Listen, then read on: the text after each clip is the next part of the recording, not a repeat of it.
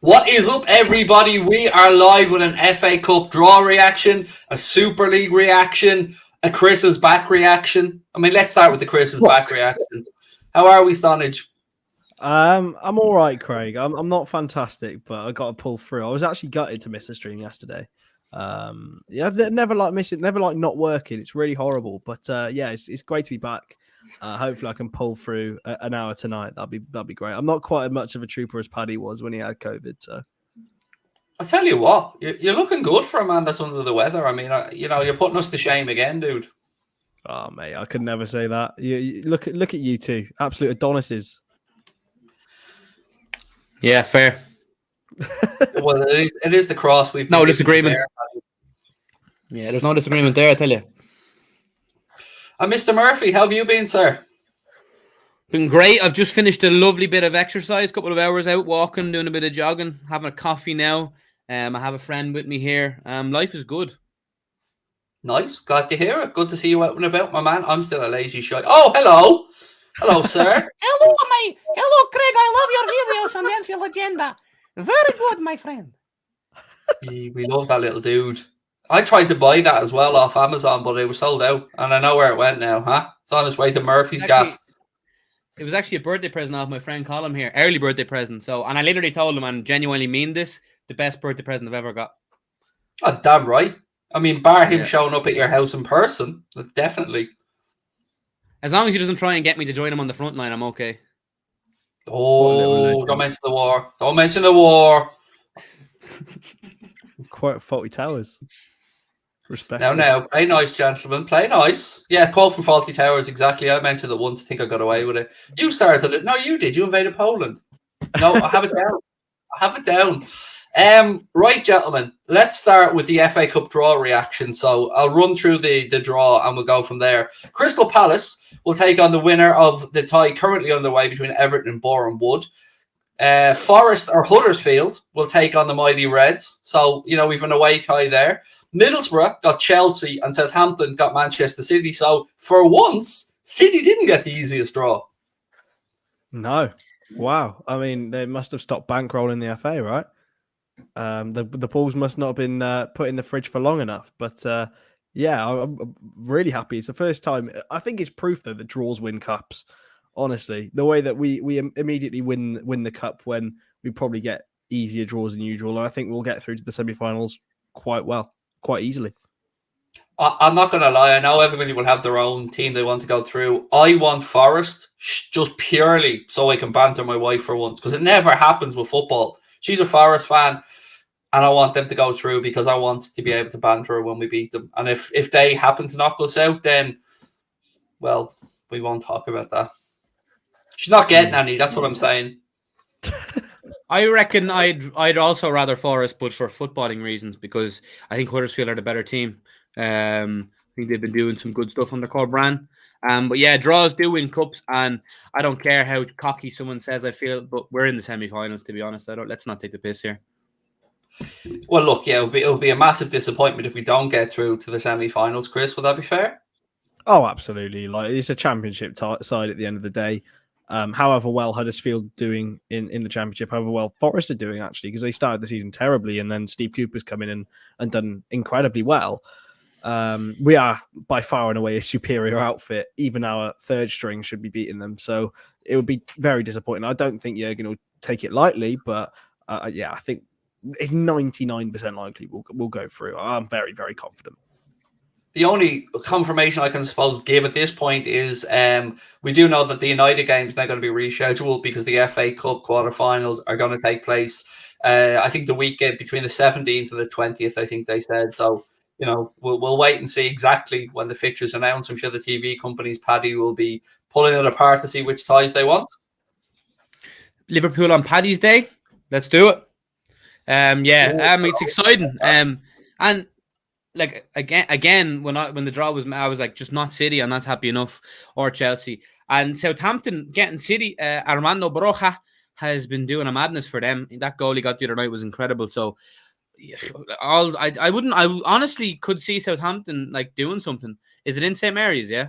Yes. Yeah, it is. And they drew them there. They drew with them there a couple of weeks ago. So And they drew Dropping the his Etihad as point well. this season. Oh, so Ralph's tricky Saints do the Reds a favor.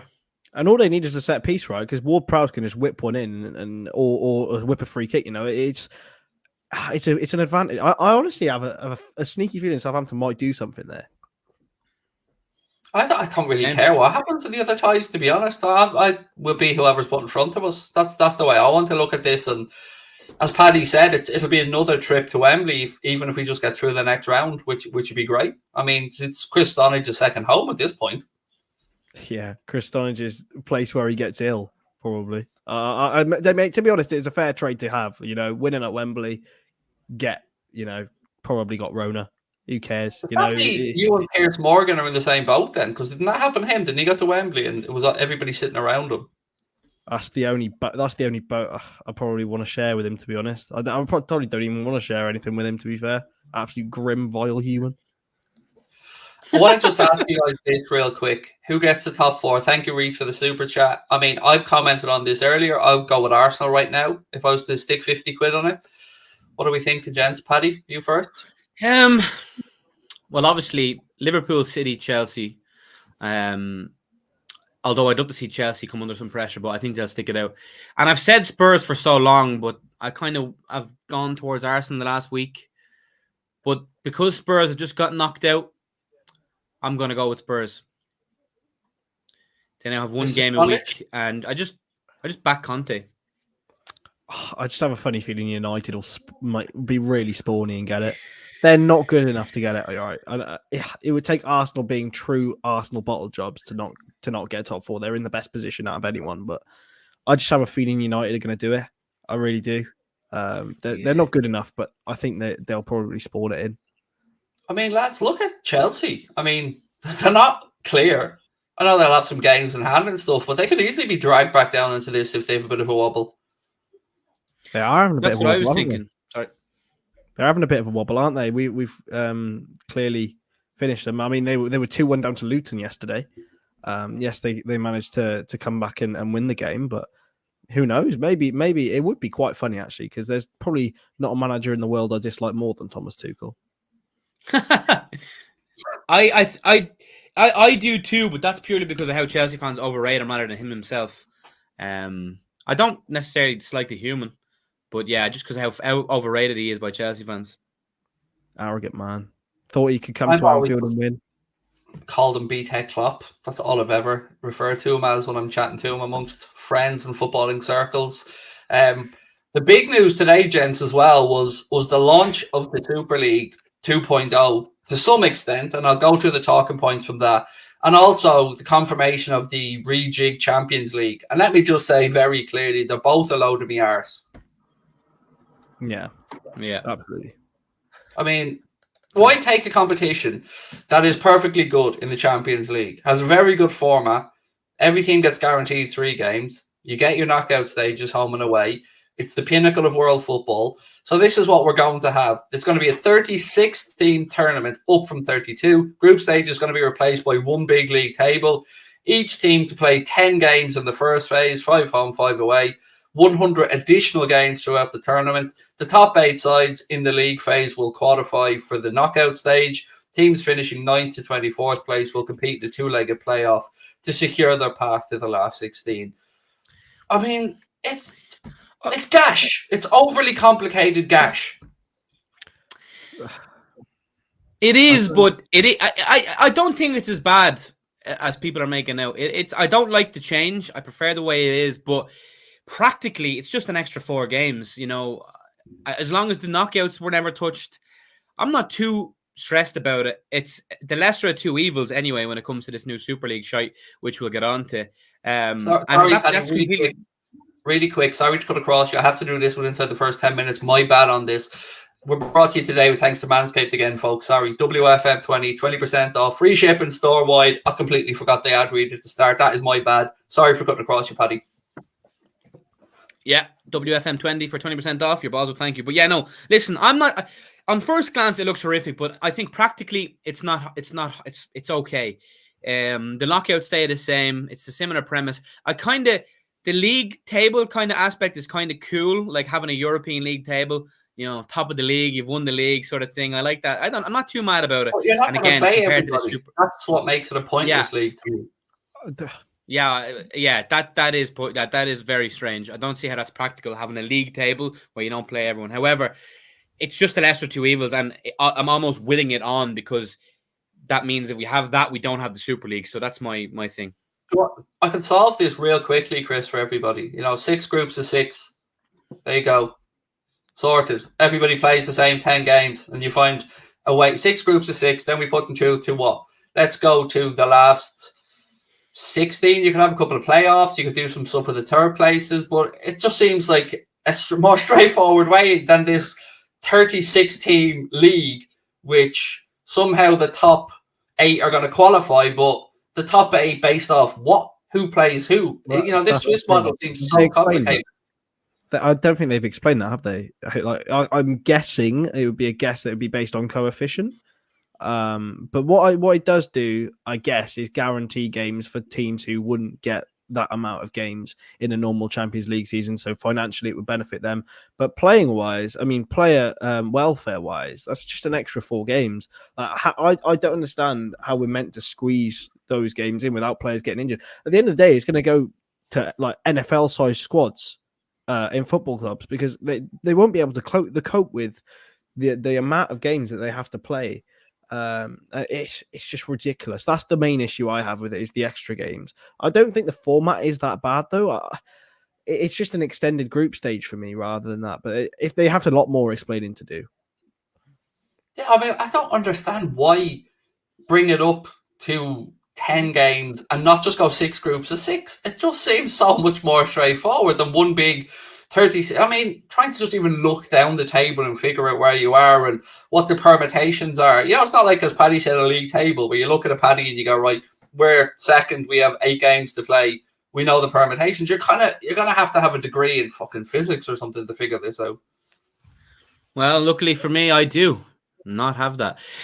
Listen, yeah, it's an overcomplication. I do agree. It's not ideal. If it was up to me and majority of football fans, we'd stay as we are. But, again, it's just the lesser of two evils. And as soon as I see the Super League touted again, I kind of bow down, and you wait if you can sell me anything, to be honest, because I don't want to lose, what we have in the game, in the English game and the football itself. The way we have it set up now is perfect. It is an extra few games, but it is what it is. It's about one thing only: pounds, shillings, and pence. That's all it's about. It's about more money. It's about greed. I think we all signed up for this, though. Well, we didn't, but I think football signed up for this 30 years ago when we signed up for the Premier League. Like this is the way it's been going since then. It's a money-based game, and people will protest about the game not being the way it used to be, and that's because it simply is a commodity. It's a financial thing now. It's a business rather than a sport. Well, shall we flip this then and have a little look at the Super League? So, some documents were put out there today. The front page cover of this basically has 10 points, and it reads as follows. We, and this is coming from the Super League clubs, we firmly believe that clubs should be entitled to determine their own commercial future and to propose new alternatives for football. These alternatives will A, provide competitions that are more attractive to consumers by meeting their demand for exciting matches, and B, ensure better financial controls that will support competitiveness and are properly enforced to provide stability, and C, allow formats that foster the erection of larger clubs from different cities, regardless of the size of the population of their home member states, promoting the growth of football within the European Union. We also firmly believe that the regulator should be independent in order to adequately supervise the game and the different competitions at European Union level. This is the way forward to prospective European Union's leadership in football and to protect it from external agents. Then it says the 10 points are: 1, the Super League proposal is not a breakaway league. 2, they will eliminate the concept of permanent members being open to European clubs. 3, the Super League project is a recognition of a system that is broken. UEFA's role creates structural conflicts. That's number 4. Number 5, close ties to certain club owners from non-member states. 6, lack of games of the highest quality. 7, financial controls are inadequate. 8, lack of transparency and accountability around solidarity. 9, European Union is gradually losing its control over football. And 10, clubs from big cities located in smaller member states can't compete in the actual UEFA model. Now, all of that is gash. All of that is pony. All of that is a guise and a ruse to try and make out like they're the better of two evils. What we have here are clubs like Real Madrid, like Juventus, who are in a bit of a sticky situation, trying to line their own pockets even further. And anything outside of that, I'm sorry, I just don't agree with, because they're already rich clubs. They're already very wealthy clubs, and they had no need or they had no wants to help out other clubs. Real Madrid and Barcelona have different television revenues to the rest of La Liga. How can they look us all in the eye and say they're about being fair across the board in Europe? I don't get it. I don't get it. And I get what Paddy says. I know, like, we have UEFA who aren't perfect. They aren't. There are definitely things that could be worked on there, but I just don't see that this is going to end well for anybody. You know, we've already had the Premier League clubs, and Liverpool in particular, Chris, come out and say, not for us, we're not going to be taking part in this, which is good that they came out early and said, no. Yeah. The main issue I had with the Super League last time was the fact that it was permanent members, sort of elitist kind of thing. They've removed it this time. But then within that, they've cropped out, they've popped out a lot more problems that just stink of elitism as well. Like, it's so financially driven. It's trying to be like American sport in that way, and I don't think we've really been raised on that. We've been raised on everyone can have a chance against everyone. I mean, we've seen tonight Everton, top tier football club, maybe not for long, but they're playing Boreham Wood, who are in the 5th tier, and they're drawing. You know, it's all about everyone has fair game against anyone, right? This is not what this breeds. This isn't competition. This is just the rich people get to play with their little toys of football players, and they don't actually think about the humans involved. It's just wrong. It's just bad. There's nothing good about it.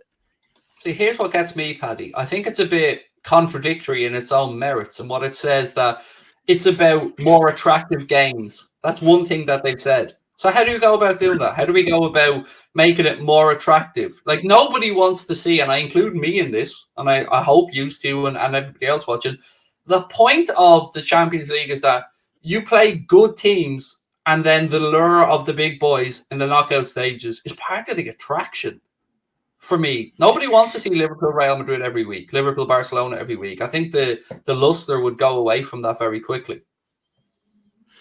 Yeah, absolutely. Listen, they can, make these bullet points till the cows come home. They can say this, they can say that. It is absolutely irrelevant. The core thing here is, and like everyone else, loves the current football pyramid we have, the current system.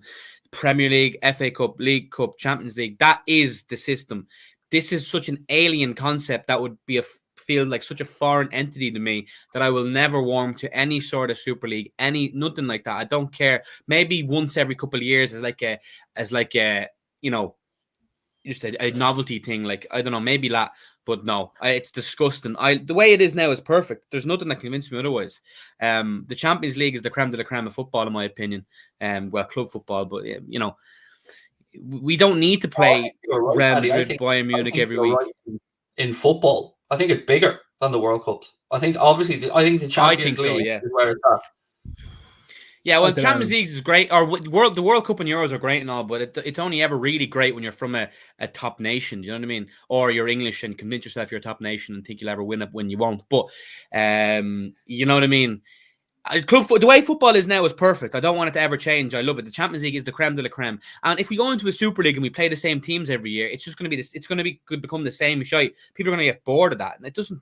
The way it is now is perfect. They need to stop trying to change it. Back in the day when they made the Premier League, that was a massive change. That was a massive culture shock. But that was like a slight change on something that already existed. It's the same format. Well, not the same format, but it's like a new league. But it's the English teams. It's a relegation promotion system. This is like a totally different thing. This is like going to another sport and trying to Americanize our beautiful game. And no disrespect to any Americans. I know you all love your NFL, NBA, but those sort of systems don't fly with me. I don't like that at all. And the way it is now is perfect. Please leave us alone and stop thinking about money. Just think about the game.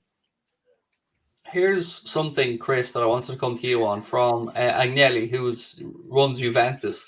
This is a collective work of 12 teams, not one person. 12 clubs signed 120-page contract. It still binds 11 of those clubs. So they're still harping back about the previous agreement that was signed and the legality of that agreement. And I know that this is before the European Court of Appeals, I believe. So again, the language in there from Agnelli seems to suggest that they're almost going to try and strong-arm these teams back into the competition. It won't happen. The outrage that happened in England from pretty much everyone is preventing it. I mean, imagine if Liverpool went back into that competition after John Henry's pitiful yellow-flowered apology was like it was. Imagine if that happened. It just won't. It won't. I don't know. It seems like he's just trying to sort of force them by emotional manipulation. It won't happen. At the end of the day, I think these clubs would rather take the fines that they would get from this contract than they would to actually enter the Super League. And on this, yes, Adzer, we do have, as you said, a fan board like that. But the club have already come out and said they're not going back into this new Super League. So from our perspective, it looks like we don't have to worry about it. But let me ask you about this, and I'll come to you first, Paddy. So even with the rejig Champions League, with the 10 games now in the group stages for each club, that's 4 extra games. How are we going to pencil them in? Where are we fitting these in the calendar? Yeah, well, less internationals would be the first port of call. Scrap international football, to be fair. I don't really give a shit. That's where, it's going to be a pain to fit them in. But, I'd rather have to make room for Champions League games than other novelty shite competitions. Do you get me? It's. I don't like to change the Champions League either. I'm happy with the way it is, but I feel like that's something we can warm to because it's a minor change on a pre-existing tournament, something that we know. That's why I'm not too against it. It is what it is. It's an extra few quid. And I'm thinking if they get their few quid here, they'll stop, with the Super League nonsense. But yeah, where you'll fit them in, it'll be a pain. Klopp's not going to be happy with that. He doesn't like his fixture congestion. But 4 games of a pre-existing competition is just a lot less of a pain in the hole than trying to revamp the whole face of the game. For me, Chris, I think if you're an owner of a club that plays regular Champions League football, and we look at our own owners right now, so you see these revamped UEFA Champions League, the one that, we're in, the one that we're okay with, the one the fans are used to. Immediately you're thinking 4 more games, cha-ching, straight away. The fans will be on side because it's the UEFA Champions League, it's the European Cup. So already they're getting their 4 extra games there. So, television revenue, cha-ching. Happy days, extra bums and seats around the games as well. But I still come back to the point, are we going to see a situation where maybe teams in Champions League competition or European competition for England just won't go into the League Cup? Is that going to be the get out of jail card? Because I love the League Cup. I want the League Cup. It might turn out to be, how in the Johnston's Paint Trophy or whatever it is, they put under 23 teams in. It genuinely surprised me if that's how the League Cup went or whether the League Cup would be scrapped completely from it. I don't know whether it would sell enough without the big teams. We've just celebrated the League Cup. It was an unbelievable win, but for the owners, they're like £100,000 prize money. I honestly don't care, mate. Like who it's not even pocket change for FSG. It's bottom of the barrel change for them. I don't know. I really like Chris. Let me come back to you and challenge that a second. It is, you're right, the money pathetic, but the images, the branding, the merchandise, the being able to sell that trophy lift to potential marketing partners and sponsors, it will have intrinsic value in that sense. I suppose, but I'm not sure it would match the value of 5 extra Champions League games. Oh no, won't touch it, mate. You're right. Won't touch that money. Not a hope. So it's like that's where their minds will be, and I don't blame them. Like that's what they're in it for at the end of the day. I don't think Carabao Cup will exist for us in the way that it has done. Again, I think, Paddy, you're spot on. Klopp won't be happy with this. He won't, because it is another 4 games that they have to manage. And it's in a situation where we play 65 odd games a year, roughly, now. And that's already, we've a congested season coming up at the World Cup. And then there's a load of other competitions that need to be rearranged, like Copa Americas that are coming up, AFCONs, all this kind of stuff as well. yeah, something has to give at some point. Yeah, there seems to be a new thing proposed every couple of weeks. It's a bit mental. But my thing is, in terms of this football, I'm such a traditionalist. The way it is the way, like, I can't imagine scrapping a competition that's been around for so long, like, and then looking at the trophy total, and that's just obsolete then, like, so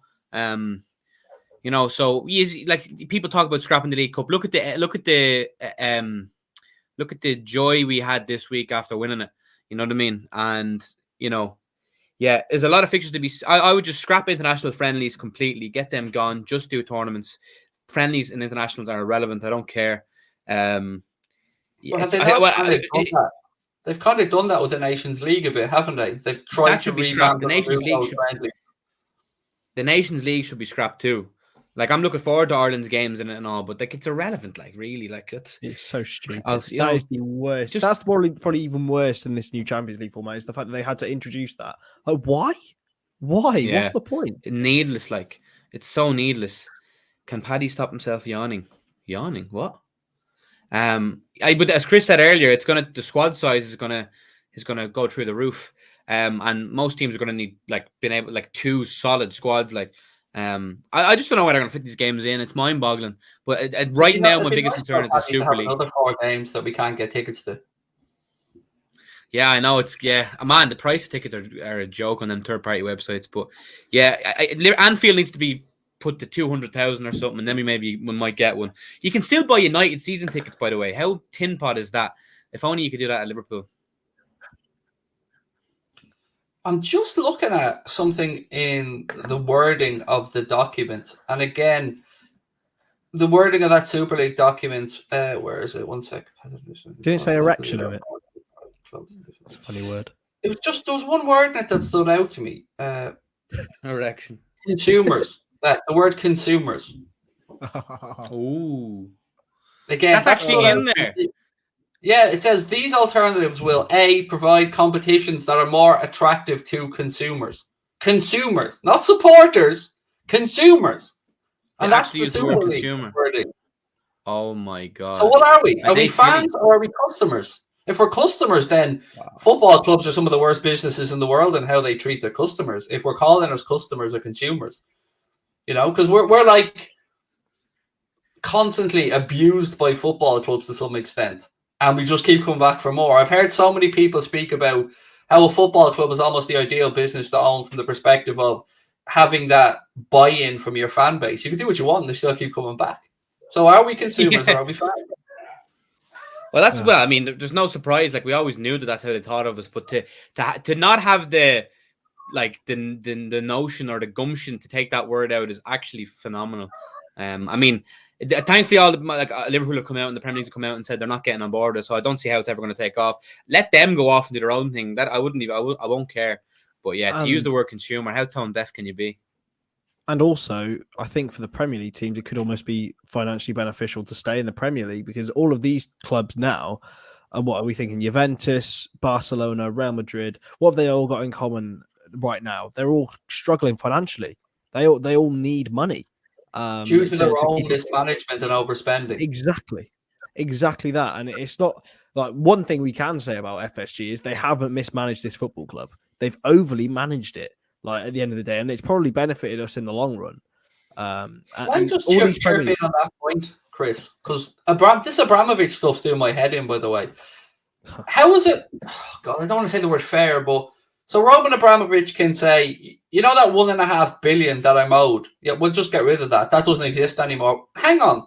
That's an unfair advantage then that a club has had that we could just basically piss away £1.5 billion. Whereas any other football club would have that in the balance sheet as a debt. So if he's genuinely saying he'll walk away and write off that debt, that stinks for the rest of the Premier League. What's he worth? He's not so really. It's been included at 9 billion, I think. It's been included in his valuation of the club, the 1.5 million.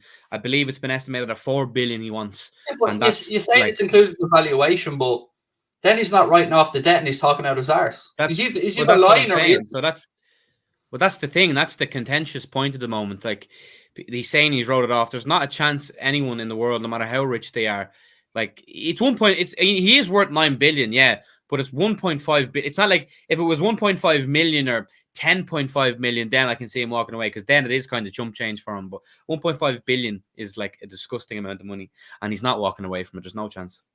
I get the fact, Chris, that he's not saddling the debt on the club. I get that. So new owners don't come in, buy it for whatever, and then the club's already 1.5 billion in the hole.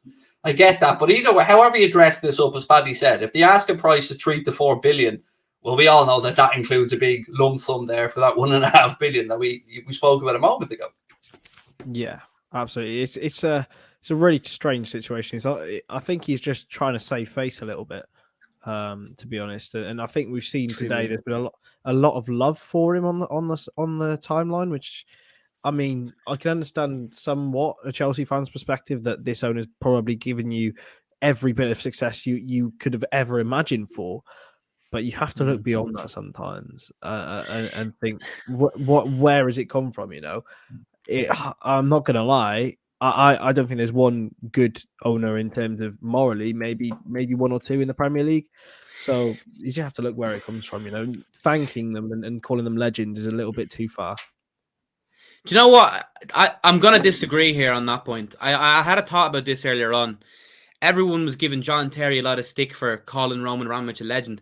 Like, regardless of the current circumstance and things he's done, like, a footballer sharing his opinion on the person and getting stick for it, I feel, is really OTT.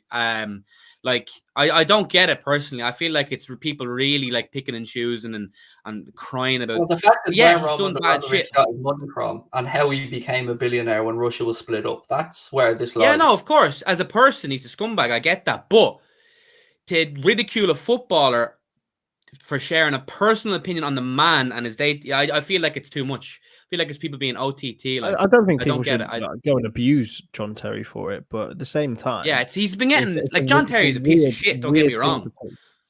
Post. I don't know. Is it though? Like, he's not. John Terry isn't advocating for anything he's done. It's not like if you call someone a legend, it doesn't mean you've advocated for everything they've ever done in their life. John Terry, Roman Abramovich changed John Terry's life and gave him the best moments of his life and his career. You know, saying thanking him for that doesn't mean he's advocating for what Roman Abramovich has done in his day-to-day life. So I've just found it a bit OTT, and I don't ever advocate for John Terry or Chelsea, by the way. I think it does. I would disagree. I think if you are happy to take that money and know where it came from, I think that you're a two-faced prick. That's my view on it. And the same with a lot of this Manchester City nonsense as well.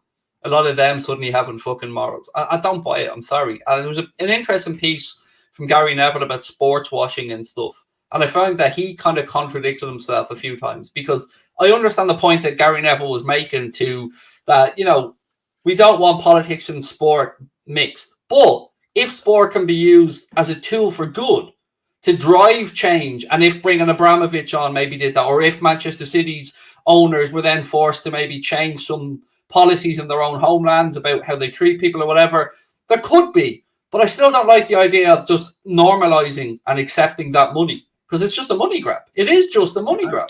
Gary Neville's writing that when he basically bought his way to League Two. Like, is that not a form of it? But no, like, do you think John W. Henry doesn't have skeletons in his closet? Absolutely. They just have them in areas. You know, 100% right. You know what I'm saying? So I just like, I don't know. It's a very contentious subject, and people will disagree and agree. But I feel like there's more important things to be tweeting about than giving out to John Terry for thanking someone who's been with him for 20 years or something. I don't know. It's a differing of opinion. I understand exactly what you're saying, Craig, but I just feel like sometimes people read too much into something. Like, it's not that deep on a surface level. Then the John Terry is just an example of it. Like, I don't know. It's just my opinion, and people will differ. I see some agree with me, some disagree, and that's fair. That's why we have opinions. But I just don't feel like John Terry thanking Abramovich means he's advocating for anything he's ever done. But I do agree normalizing the money. But anyone who has loads of money has skeletons in their closet and has bad shit. I don't know. Let's look at it a slightly different way then. Why should he feel the need to publicly thank Roman Abramovich? Why doesn't he just send them a text? That could be said for anything. That's just the way of social media, you know? Because, and I would say, I would actually go as far as, if he didn't put up something, then people would say there's something wrong. That's just the way social media is. I see things like Marcus Rashford after certain games last year, another game, he always tweets about like, oh, happy birthday to Thing, and people always go, why don't you just text them?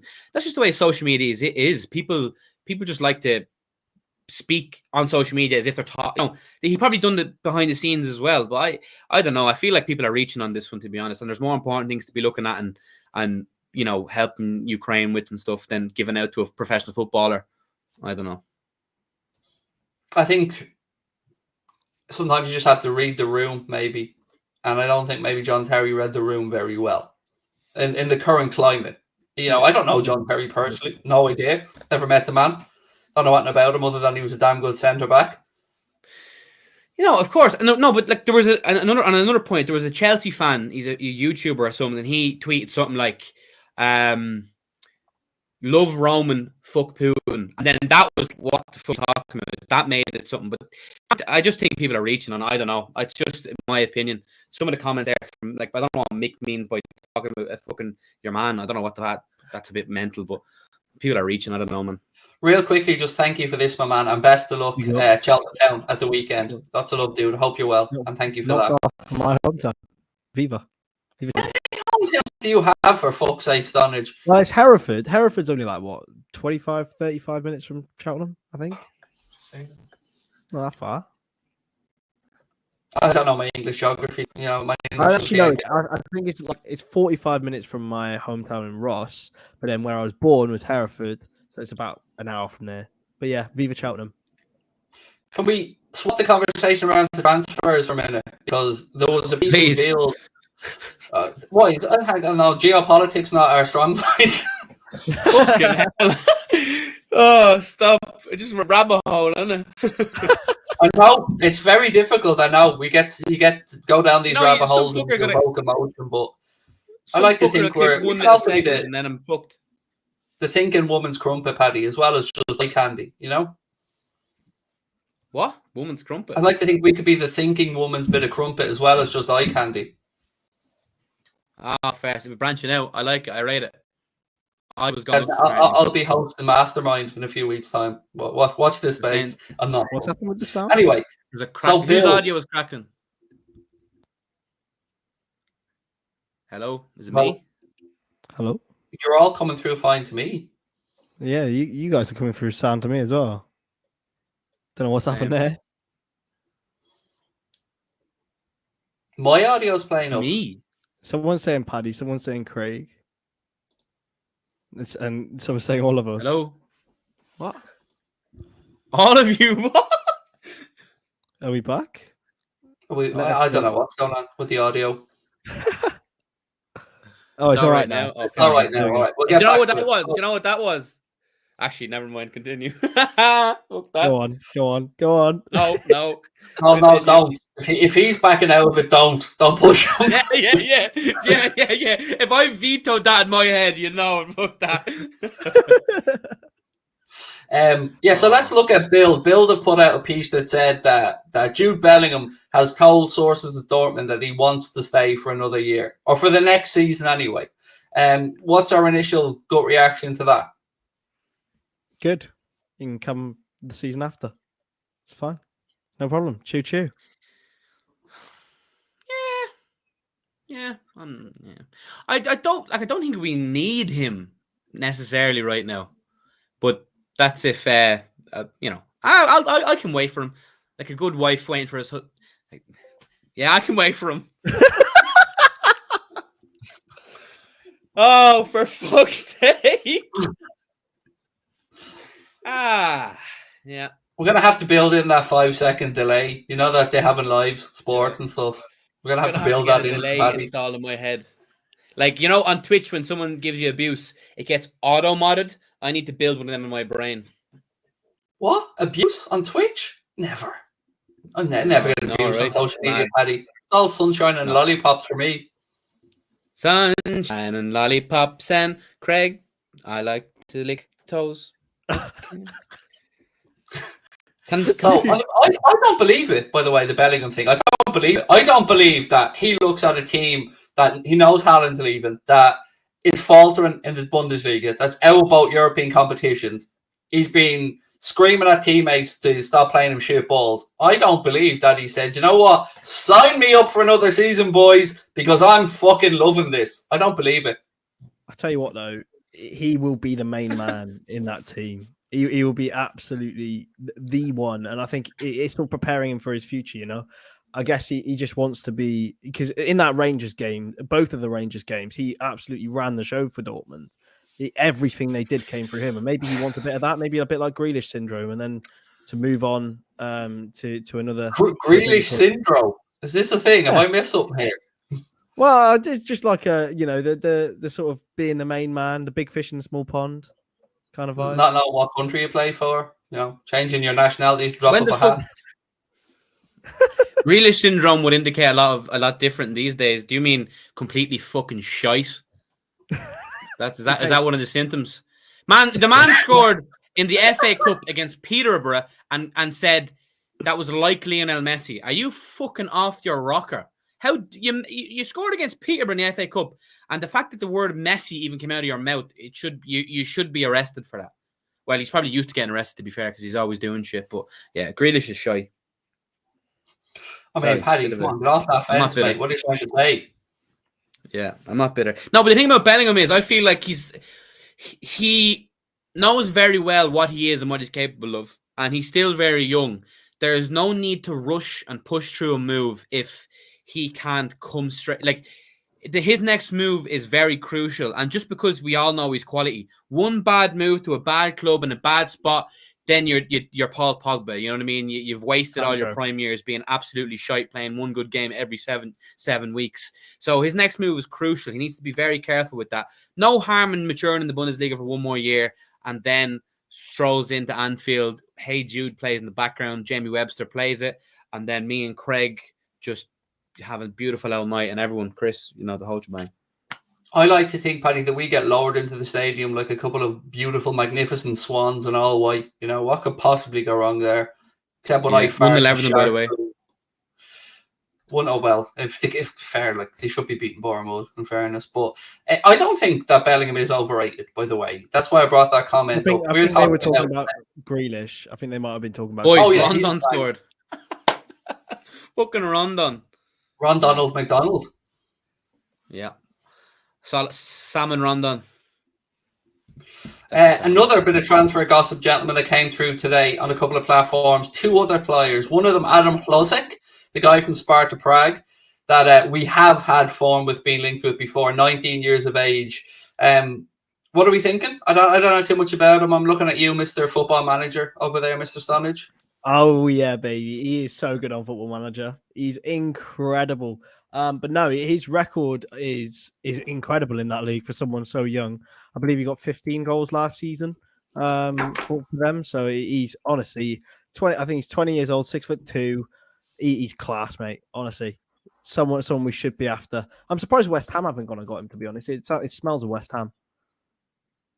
And who would you? I see. I don't know too much about Hlozek, mate. So who would you give me a comparison? A Premier League kind of player that I could picture in my head. Like, he's got a touch of the Jared Bones about him, or I don't think he's quite got the a touch of the Bowen. I would probably argue a Mahrez-y, but quicker and taller, but not as good as shooting. So sort of like that. A Mahrez-y, but taller and not as good at scoring. Is that not your man from PSV? Cody Gakpo, maybe a little bit. He's better than Gakpo, I would say. I'd take both of them though.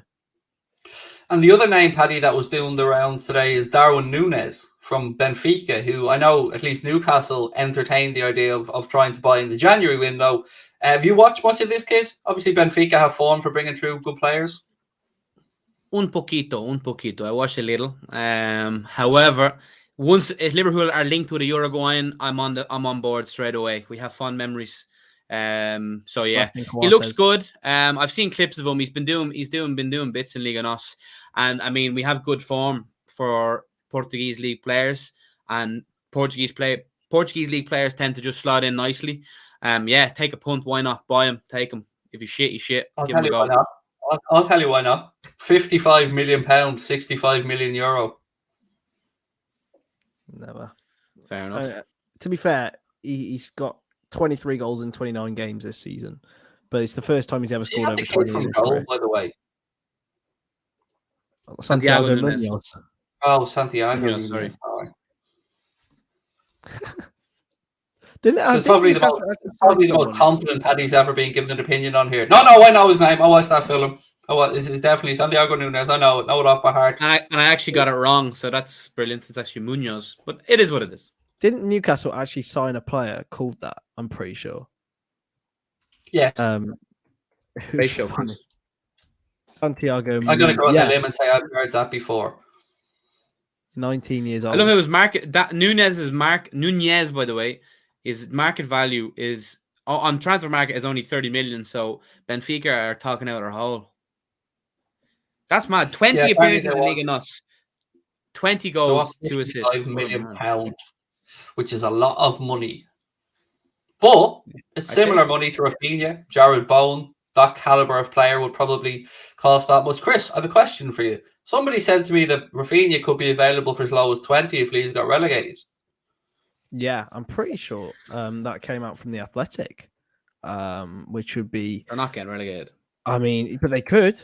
They could. They got a soccer man in charge, Jesse Marsh. They've got a good run of fixtures. That's why I was raging when they got rid of Bielsa. They had such a hard run of fixtures, didn't have their best player, and then they sacked him. And now they have piss easy fixtures coming up. I reckon they stay up. I actually do rate Jesse Marsh. I remember when he played, was the manager when Salzburg played us, that Minamino masterclass. I think they'll definitely stay up. I hope they stay up, to be honest. There's a lot of clubs ahead of them I want to go down. I'm still hoping Burnley can fuck off. That'd be great. I have a big passion for Burnley to fuck off. So the sooner they fuck off, the better. Fuck off. Bloody Burnley!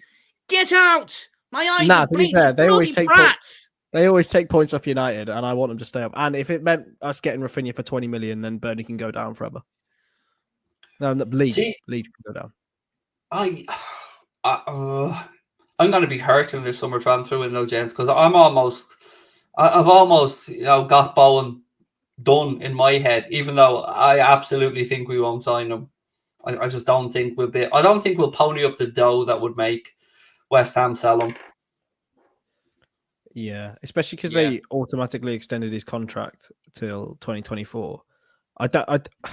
If anyone's going to sign him, I think it's going to be next summer rather than this summer. But then he'll be 26, which will be probably just past Liverpool's peak. I think max Liverpool go for really is 25 when it comes to a forward. Well, just when you think, lads, that I haven't thrown enough names at you, I've got one that we need to keep an eye on now that he's back playing. Another Portuguese player, another Wolves player. You know where I'm going with this, Mr. Murphy? Pedro Neto. Well, then. Oh. No, Neto. He's back after 10 months out. Very false. I'd like to see us watch him for the remainder of the season, see how his rehabilitation, how his recovery goes. I like that kid. There's something about him. He's got a touch of the arrogance, exuberance of youth. Listen, I do rate Neto very highly. And Wolves just have a good eye, don't they? I feel like he's away. He's gonna Liverpool. I think Klopp and Liverpool would want him to have a solid full season at full pelt before they even look, because you have to see how he reacts to the injury. But he was doing good stuff before it. You know, he got his debut for Portugal, got a goal for Portugal. Wouldn't say no. But then again, it's like what's the point? Because we have our start and left wing sorted for the next while. I know he can play in with the spots, but yeah, I wouldn't mind. I wouldn't say no to it, but I don't want him to rot on the bench either. Podence is also very good. People call him Hazard. Very good players. Very good players there coming through Wolves. Let's play a game. Give me 2 names you think Liverpool could potentially bring in the summer, and we'll revisit this. Oh, that's difficult. Fabio Carvalho. True. I don't know. See, it's realistic. Are we going realistic or not? Because I'm struggling with a right people back. I want. I think right back midfielder are where I am right now, and I will go for a forward if we move one on. I need to see what the contract situation is before I know what way. Because right now we've got 7 forwards at the club. Well, Origi's gone. I think that's pretty much sorted. I'm still convinced that one of Firmino or Mane is leaving. So I think we will need a forward when it comes to it. To be fair, though, Taki is stepping up, probably the best 6th choice or 7th choice forward in the world at the moment. He's been excellent. So who knows whether we need to? But I have a funny feeling Gomez might leave as well, which might mean we need to sign a centre back. Just bring back Nat Phillips. Job done. I wouldn't mind Tariq Lamptey, to be fair, as a backup right back, but I feel like he's been there, done that with the Chelsea stuff, and that's why he went to Brighton. But I think Lamptey's great, definitely for a backup.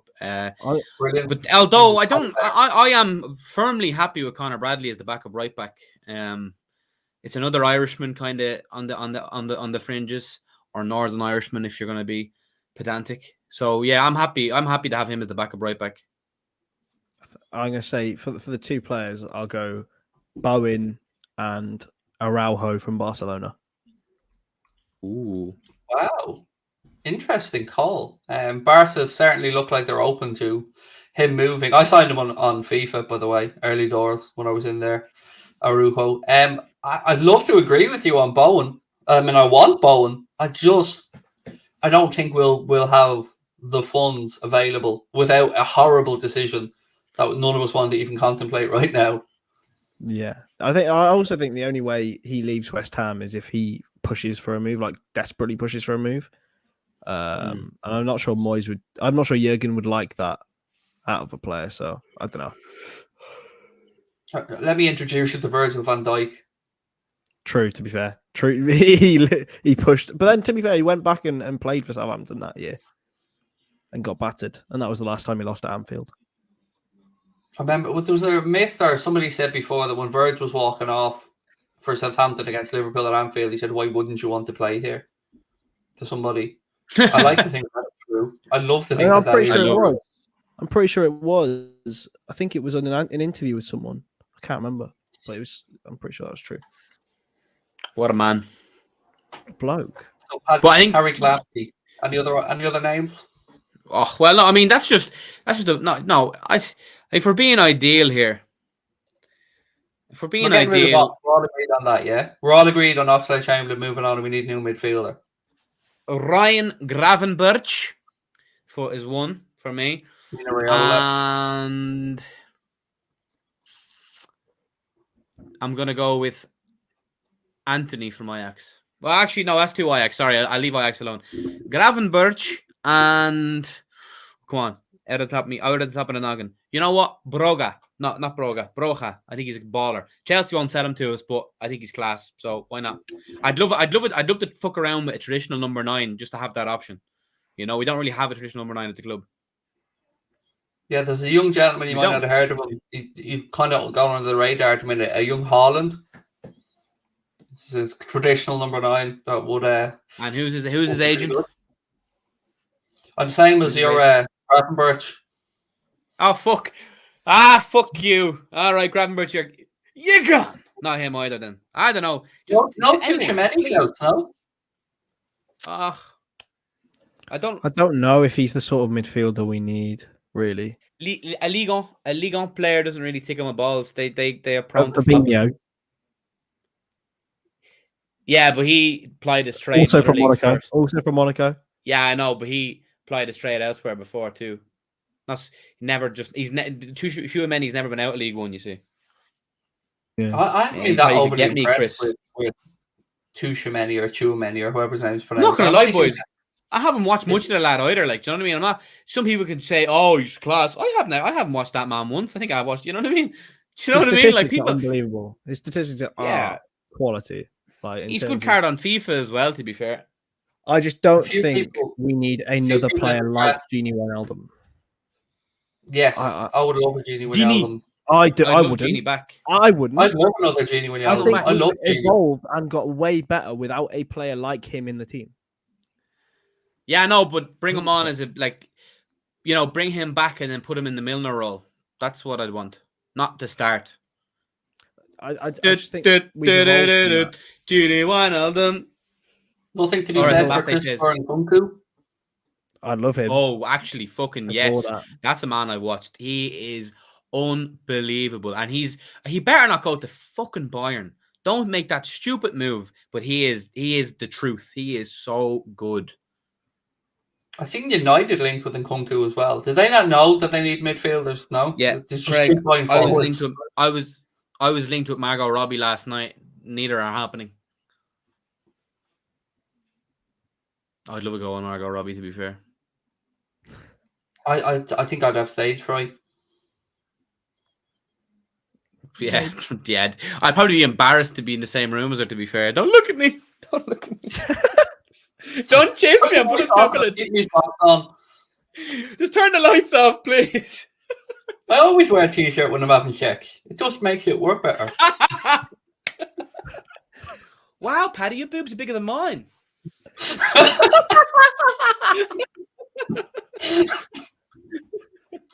Oh, see, I feel like a pervy even having this conversation because I remember her being in fucking Neighbours. Like, She is.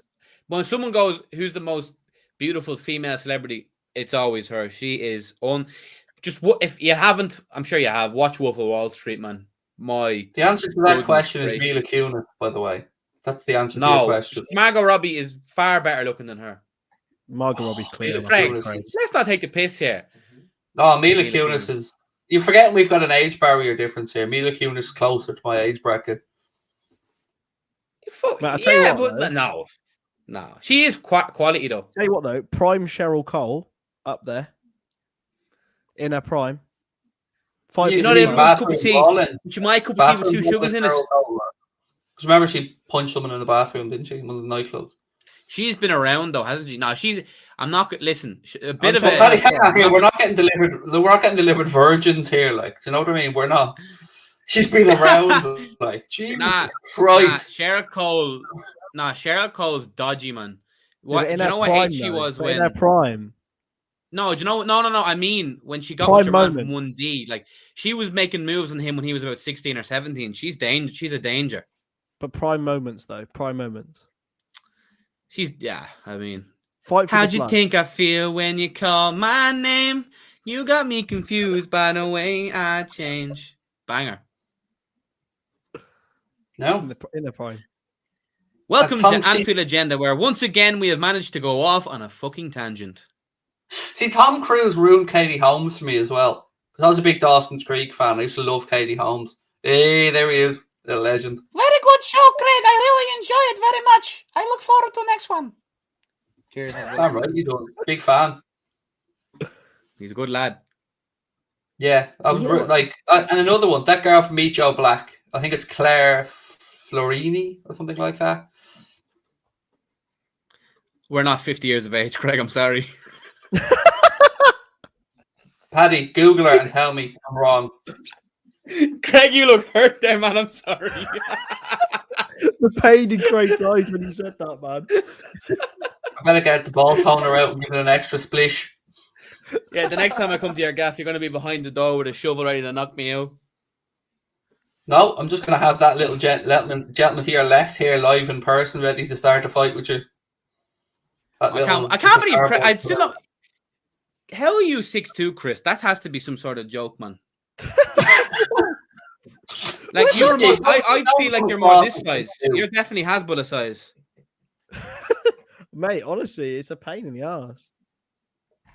You don't seem like you're 6'2". Like, at least Everyone says this. Steve, at least with Steve, you can kind of go, oh yeah, he's a bit gangly, a bit tall, you can kind of get it. But you just look like you've got 5'9" written all over you.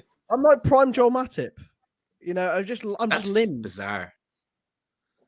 I don't believe it either, Fizz, man. I don't know. Fucking You don't look like. How do I prove it? I don't know. I don't know, man. It's a I'll get my contention. medical Maybe they records measure up. it different over there in Wales or England or whatever Right. you do. I don't know. My dad is 6'4", and I've Paddy, got can a you photo of my Google dad. what the sheep to inch converter is for Chris? Sheep to inch convert. Bad. Right, when I'm over in Ireland in the summer, we will prove this. Fucking Cleopatra. Craig Celebrity Crush going up as Cleopatra. See, is it wrong that I didn't think of the famous? By the way, I thought of the three young black ladies that were in the band. Remember Cleopatra coming at you? How Remember was that? it? That's what I thought How of when I was read it growing that. up?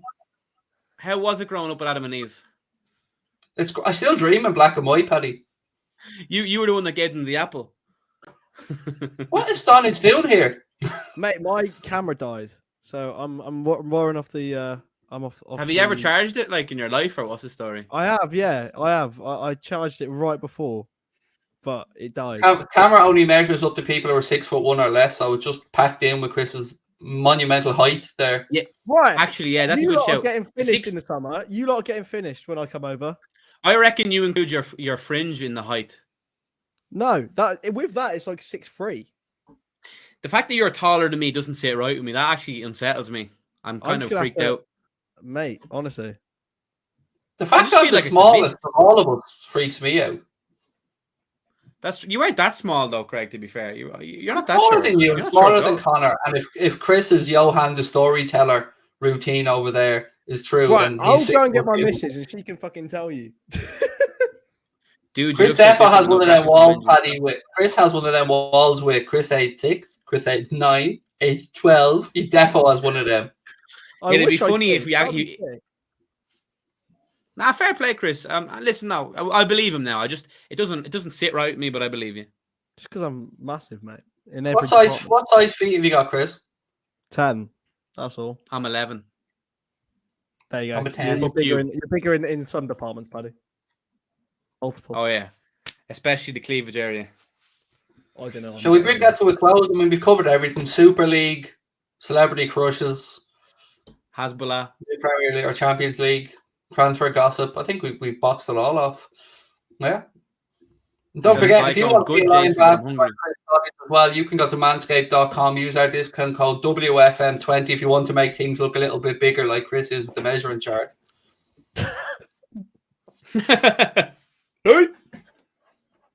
Right, we shall see you soon. Talk to you soon, folks. Thanks for tuning in. Lots of love. Bye-bye. Goodbye. Thank you for watching.